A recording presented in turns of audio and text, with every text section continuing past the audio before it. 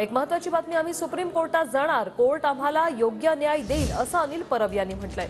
2018 ची कागदपत्रांचा रेकॉर्ड आमच्याकडे, शिवसेनेत कोणतीही अंतर्गत धुसफूस नाही असं ते म्हणाले। आम्ही आज सुप्रीम कोर्टात आता याची तयारी करतोय।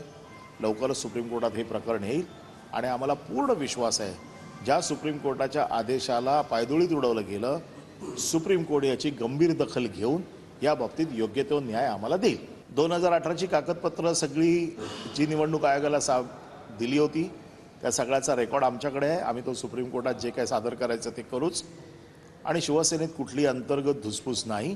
शिवसेनेत आम्ही सगळे एकत्र लढू आणि जे काही आम्ही लढवई लोक आहोत ते शेवटपर्यंत या बाबतीत लढत राहू।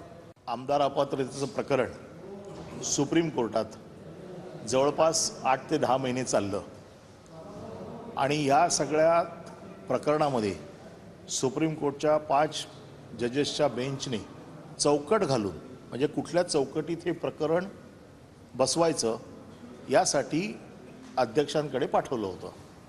परंतु कालचा एकंदर निकाल बघता जी चौकट सुप्रीम कोर्टाने घालून दिली होती ही कंप्लीट चौकट पायदुळीत तुडवली गेली आहे असं दिसतंय। भरत गोगावलेंची निवड व्हीप म्हणून बेकायदेशीर आहे। एकनाथ शिंदेंची गटनेता म्हणून जी काही निवड झालेली आहे ही बेकायदेशीर आहे।